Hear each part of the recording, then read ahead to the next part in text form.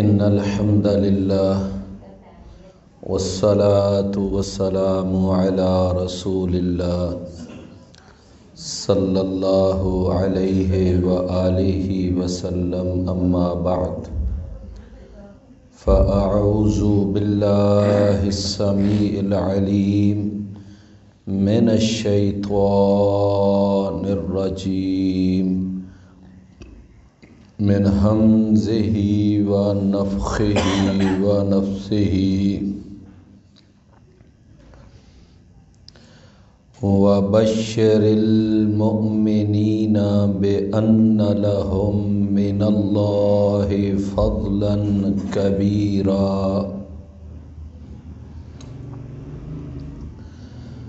ولا تطع الكافرين والمنافقين ودع أذاهم وتوكل على الله وكفى بالله وكيلا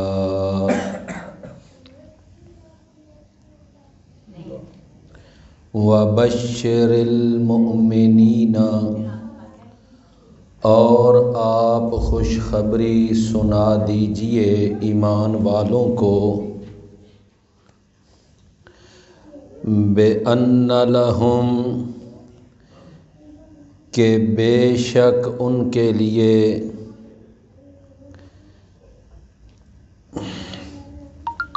فضلاً کبیرا، بہت بڑا فضل ہے،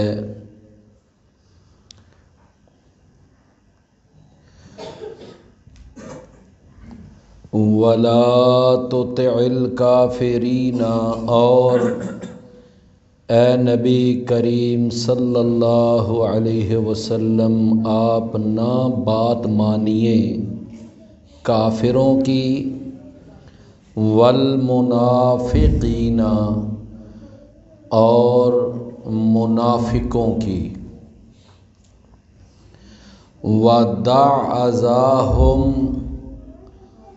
اور ان کی تکلیف کا خیال چھوڑ دیں، ان کی طرف سے ملنے والی تکلیف کو نظر انداز کر دیں،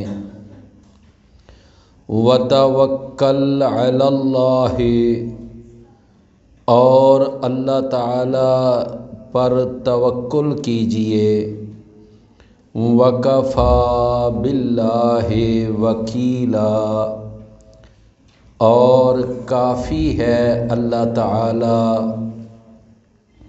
بطور کارساز کے۔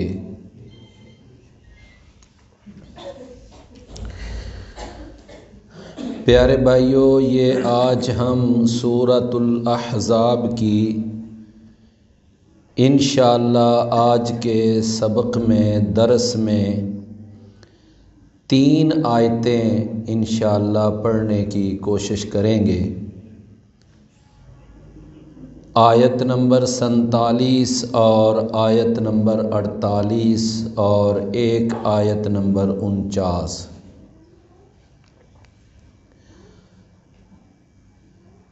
آپ یعنی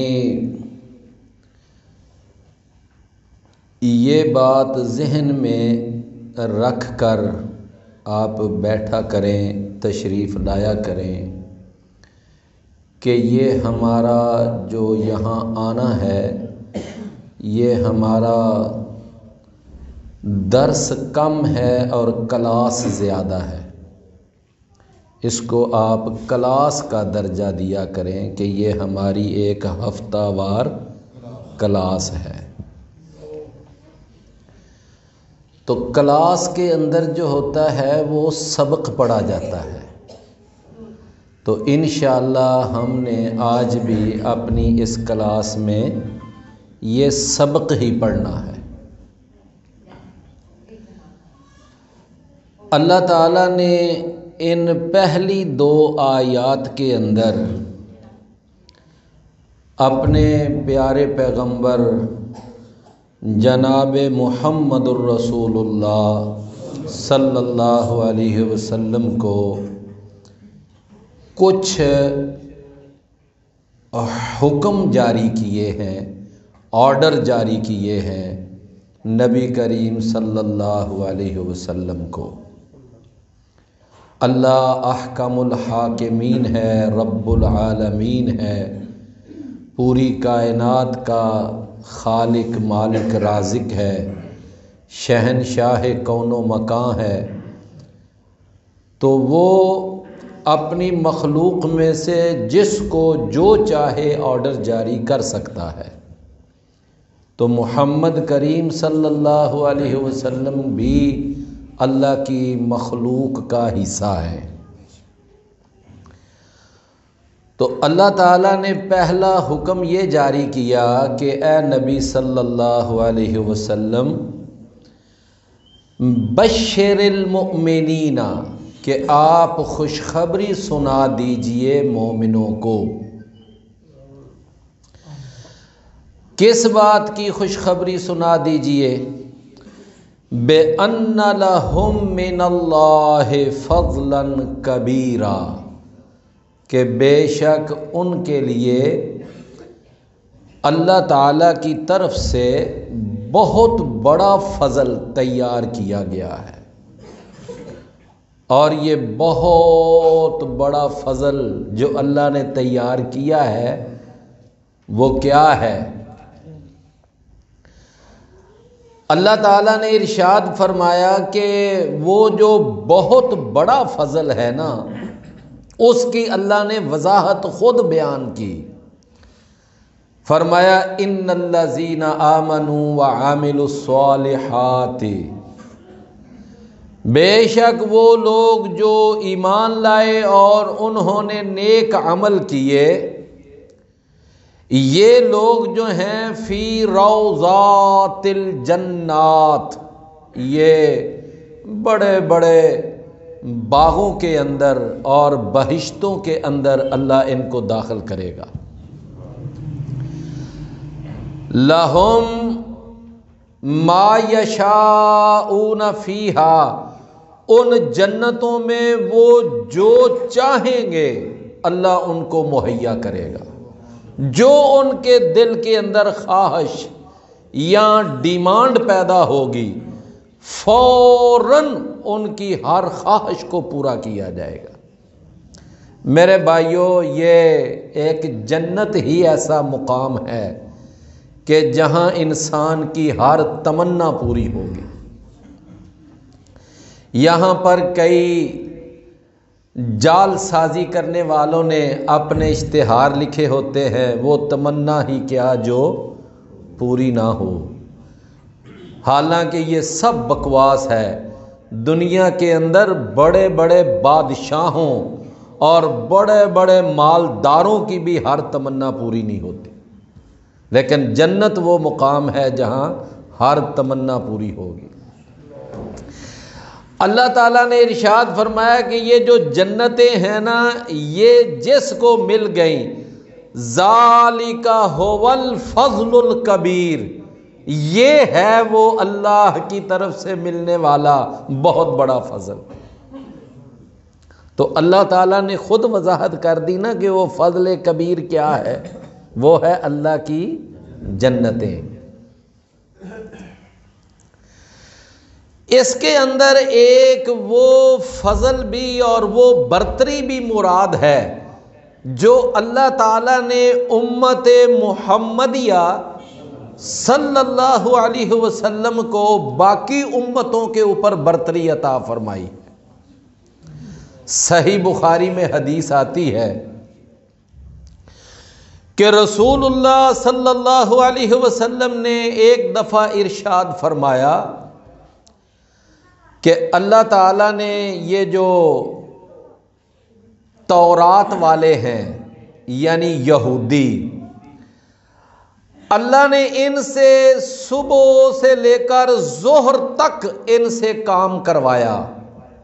اور آپ نے نا ایک مثال دی، جس طرح کوئی مزدور ہوتا ہے اس سے مزدوری کروائی جاتی ہے، تو فرمایا اللہ نے ان یہودیوں سے صبح سے لے کر ظہر تک کام کروایا۔ اور جب ظہر ہو گئی تو اللہ تعالیٰ نے ان کو ایک ایک قیرات اللہ نے ان کو دے دیا کہ یہ لو، یہ تمہاری مزدوری ہے۔ اس کے بعد اللہ تعالیٰ نے اہل انجیل سے کام کروایا، یعنی عیسائیوں سے، اور ان سے اللہ نے کام کروایا ظہر سے لے کر عصر تک، اور جب عصر ہو گئی تو اللہ نے ان کو بھی نا ایک ایک قیرات دے دیا کہ یہ لو، یہ تمہاری مزدوری ہے۔ اس کے بعد پھر اللہ تعالیٰ نے آگے جو محمد کریم صلی اللہ علیہ وسلم کی امت ہے، پھر ان کو اللہ تعالیٰ نے ڈیوٹی دے دی کہ اب عصر سے لے کر مغرب تک تم نے مزدوری کرنی ہے، تم نے ڈیوٹی دینی ہے۔ اور جس وقت شام ہو گئی تو اللہ تعالیٰ نے یعنی اہل قرآن کو، رسول اللہ صلی اللہ علیہ وسلم کی امت کو اللہ نے جب مزدوری دی نا تو دو دو قیرات دی۔ اہل تورات کو ایک قیرات، اہل انجیل کو بھی ایک قیرات، اور جب امت محمدیہ کی باری آئی تو اللہ تعالیٰ نے ان سے کام بھی تھوڑا لیا اور مزدوری زیادہ دے دی، دو دو قیرات اللہ نے مزدوری دے دی۔ تو پہلی دونوں امتوں نے اعتراض کیا کہ یا اللہ، ہم سے اتنا کام لیا اور ہمیں تو نے دیا ایک ایک قیرات، اور یہ امت محمد سے جب آپ نے کام لیا تو ان کو دیے تو نے دو دو قیرات، آخر ایسا کیوں ہے؟ تو اللہ تعالیٰ نے ان کو جواب دیا، فرمایا کہ یہ بتاؤ کہ میں نے تم سے وعدہ کیا تھا کہ صبح سے ظہر تک کام کرو گے تو ایک قیرات دوں گا، میں نے تمہیں ایک قیرات دے دیا۔ اور عیسائیوں، تم سے میں نے وعدہ کیا تھا کہ میں ظہر سے عصر تک تم سے کام لوں گا تو ایک قیرات دوں گا، میں نے تمہیں بھی ایک ایک قیرات دے دیا، بتاؤ میں نے کیا تمہارا حق مارا ہے، تمہارے اوپر کوئی ظلم کیا ہے؟ تو وہ کہیں گے کہ نہیں، ظلم تو یا اللہ کوئی نہیں کیا۔ لیکن ہمارا سوال یہ ہے کہ امت محمد کو دو قیرات کیوں دیے؟ تو اللہ تعالیٰ ارشاد فرمائے گا کہ بات یہ ہے کہ اگر میں امت محمد کو دو قیرات دے رہا ہوں تو ذالک فضلی، ذالک فضلی، یہ میرا فضل ہے، اعطیہ من اشاء، میں اپنا فضل جس کو چاہوں دوں۔ تم اس کے اوپر کوئی اعتراض کیوں کرتے ہو؟ کر سکتے بھی نہیں، لہٰذا میں اپنا فضل جس کو چاہوں دے دوں۔ لہٰذا میرے بھائیوں، یہاں فضلاً کبیرہ، اس سے ایک تو مراد ہے جنتوں اور اللہ کی تیار کی ہوئی بہشتوں کی مہمان نوازی، اور نمبر دو اس سے مراد ہے محمد الرسول اللہ صلی اللہ علیہ وسلم کی امت کو ملنے والا دوہرا اجر۔ اللہ نے دوہرا اجر دیا امت محمد صلی اللہ علیہ وسلم۔ تو فرمایا کہ وَبَشِّرِ الْمُؤْمِنِينَ، اور آپ خوشخبری سنا دیجئے ایمان والوں کو، بِأَنَّ لَهُم مِّنَ اللَّهِ فَضْلًا كَبِيرًا، کہ بے شک ان کے لیے اللہ کی طرف سے بہت بڑا فضل تیار کیا گیا ہے، بہت بڑی اللہ نے ان کو برتری عطا فرمائی ہے۔ یہ اللہ تعالیٰ نے حکم دیا کہ آپ مومنوں کو یہ خوشخبری سنا دیں۔ فرمایا اگلی بات یہ ہے وَلَا تُطِعِ الْكَافِرِينَ وَالْمُنَافِقِينَ، اور آپ نے کافروں کی بات نہیں ماننی اور آپ نے منافقوں کی بات بھی نہیں ماننی، آپ نے ان کی باتوں میں نہیں آنا، آپ نے ان کی خواہشات کی پیروی نہیں کرنی، آپ نے ان کے مطالبے تسلیم نہیں کرنے۔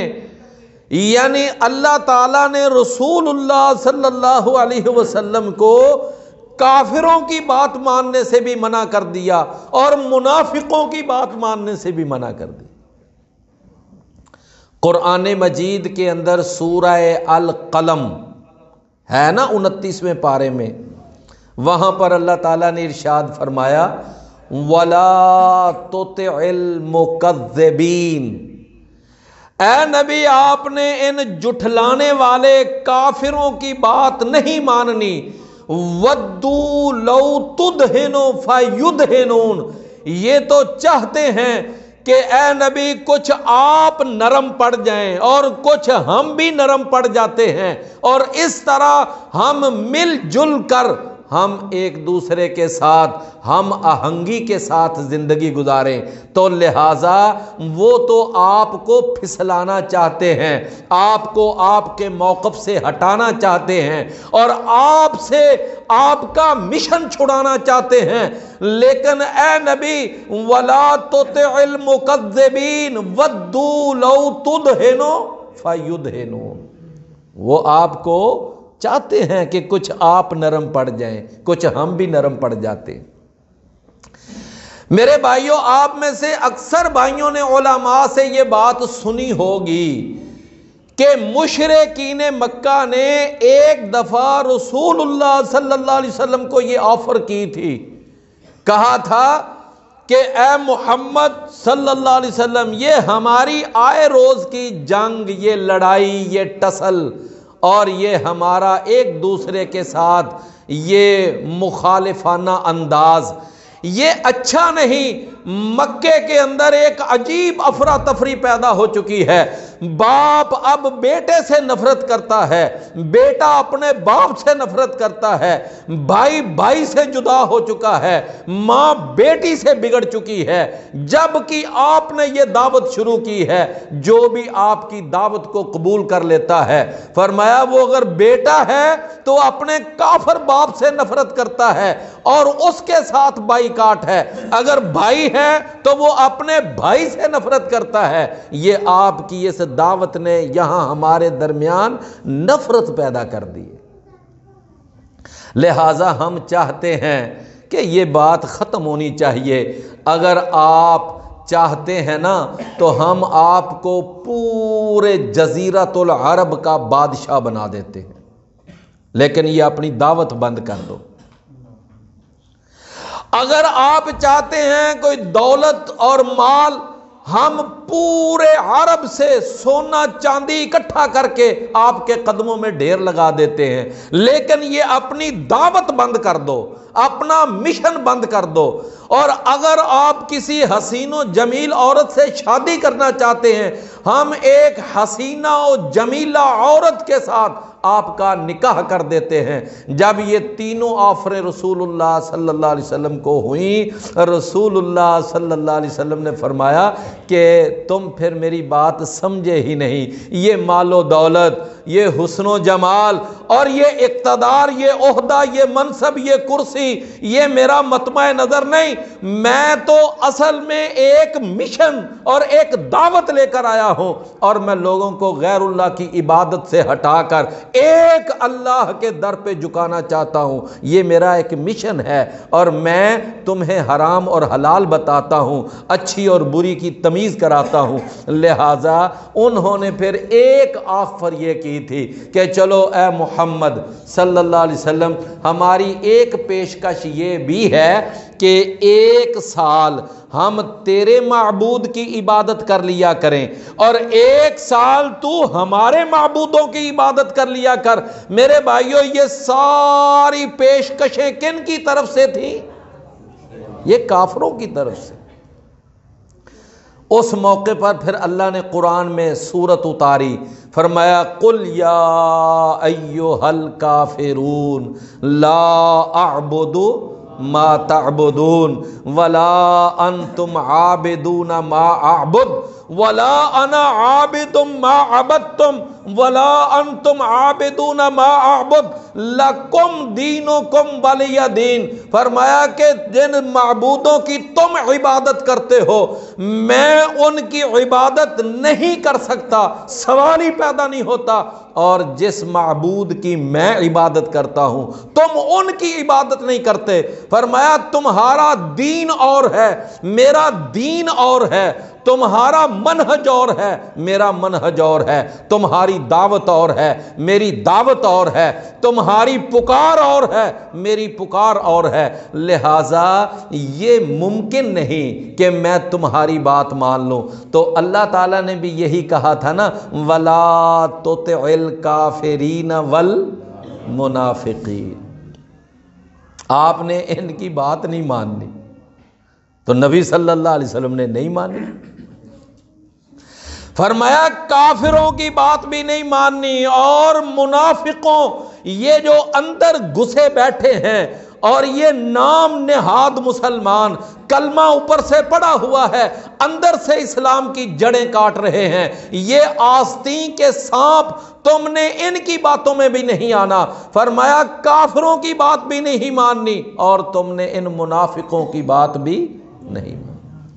رہ گیا معاملہ کہ ان کی طرف سے جو رد عمل ہے، ان کی طرف سے جو اذیتیں ہیں، ان کی طرف سے آنے والی جو تکالیف ہیں، فرمایا ان کا آپ نے مقابلہ کرنا ہے، ان کو خندہ پیشانی کے ساتھ جھیلنا ہے، وَدَعْ عَذَاهُمْ، اور ان کی طرف سے ملنے والی تکلیف کی پرواہ نہیں کرنی آپ نے۔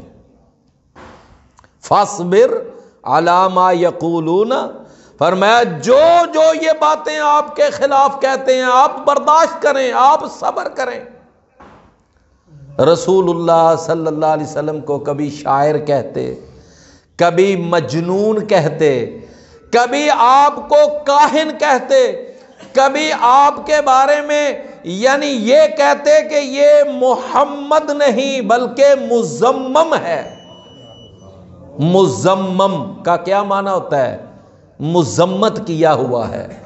اور کبھی آپ کے بارے میں یہ پروپیگنڈا کرتے کہ اس کا ایک بیٹا پیدا ہوا فوت ہو گیا، دوسرا ہوا وہ بھی فوت ہو گیا، تیسرا ہوا وہ بھی فوت ہو گیا، اس کے بیٹے فوت ہوتے جا رہے ہیں، لہٰذا اس کی نسل ختم ہو جائے گی جو ہی یہ خود فوت ہوگا، لہٰذا اس کے بارے میں فکر مند۔ انہوں نے کہا کہ یہ محمد ابتر ہے، ان شانئک ھو الابتر، تو اللہ نے جواب دیا کہ یہ ابتر خود ہیں، یہ آپ کو کہتے ہیں کہ یہ ابتر ہے۔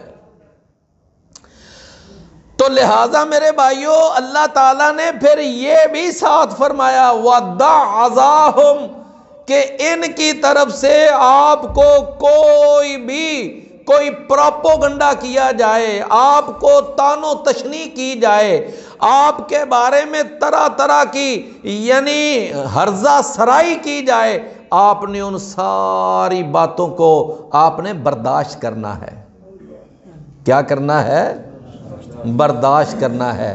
ان کی وجہ سے آپ نے ہمت نہیں ہارنی، حوصلہ نہیں ہارنا۔ اللہ اکبر۔ اللہ تعالیٰ نے اس مقام پر تو اپنے پیارے پیغمبر کو یہ نصیحتیں فرمائی نا کہ اے نبی آپ نے کافروں کی بات نہیں ماننی، منافقوں کی بات نہیں ماننی، اور ان کی طرف سے ملنے والی اذیت کا آپ نے مقابلہ کرنا ہے، آپ نے برداشت کرنا ہے۔ اور ایک قرآن مجید کی آیت ہے سورہ آل عمران اور 187 نمبر آیت ہے، وہاں اللہ نے تمام مسلمانوں کو بھی یہ نصیحت فرمائی، فرمایا لَتَسْمَعُنَّ مِنَ الَّذِينَ أُوتُوا الْكِتَابَ مِنْ قَبْلِكُمْ وَالَّذِينَ أَشْرَكُوا أَذًى كَثِيرًا وَإِن تَصْبِرُوا وَتَتَّقُوا فَإِنَّ ذَلِكَ مِنْ عَزْمِ الْأُمُورِ۔ فرمایا اے محمد صلی اللہ علیہ وسلم کے صحابہ، اے اللہ کے رسول کے ساتھیوں، تمہیں یہود و نصارہ کی طرف سے بھی بڑی بڑی اذیتوں کا سامنا کرنا پڑے گا، اور مشرکین مکہ کی طرف سے بھی بڑی بڑی تکلیفیں برداشت کرنی پڑیں گی۔ تم نے یہ سارا کچھ برداشت کرنا ہے۔ وَإِن تَصْبِرُوا وَتَتَّقُوا، اگر تم ان کو برداشت کر جاؤ گے اور تم اللہ سے ڈرتے رہو گے، فَإِنَّ ذَلِكَ مِنْ عَزْمِ الْأُمُورِ، فرمایا یہ بہت بڑے بڑے پختہ کاموں میں سے ہے۔ تو میرے بھائیو، اللہ نے قرآن میں یہ نسخہ اپنے نبی کو بھی سمجھایا، اور یہ نسخہ آگے اپنے نبی کے پیارے صحابہ کو بھی سمجھایا کہ ان کا تم نے مقابلہ کرنا ہے برداشت کے ساتھ۔ میرے بھائیو، وہ بات جو اللہ نے اپنے نبی کو سمجھائی اور وہ بات جو نبی کے صحابہ کو سمجھائی، کیا وہ بات ہمارے لیے نصیحت نہیں ہے؟ ہمارے لیے بھی تو نصیحت ہے نا، کہ اگر ہمیں کافروں کی طرف سے مختلف تکلیفیں آئیں، صعوبتیں آئیں، پریشانیاں آئیں، اور منافقوں کی طرف سے طرح طرح کی اذیتیں ملیں، ہم نے ان ساری تکالیف اور ان ساری اذیتوں کا ہم نے بڑی برداشت کے ساتھ مقابلہ کرنا ہے۔ کیا کرنا ہے؟ برداشت کے ساتھ۔ آپ دیکھ لیں کہ اس وقت جماعت کن حالات میں ہے، آپ جانتے ہیں نا۔ یعنی جماعت کے امیر اور ساری بڑی بڑی قیادت یہ کن کن مراحل سے گزر رہی ہے، کن کن صعوبتوں کا سامنا ہے، کیسی کیسی اذیتیں ہیں، اور کس طرح کی قید و بند ہے، کس طرح کی سزائیں ہیں۔ یہ سارا کچھ اس کے باوجود ہم ان سارے مراحل کو کیا کر رہے ہیں؟ صبر اور برداشت کے ساتھ ہم ان کو جیل رہے ہیں۔ تو اللہ تعالیٰ نے بھی یہی کہا ہے نا، وَإِن تَصْبِرُوا وَتَتَّقُوا فَإِنَّ ذَلِكَ مِنْ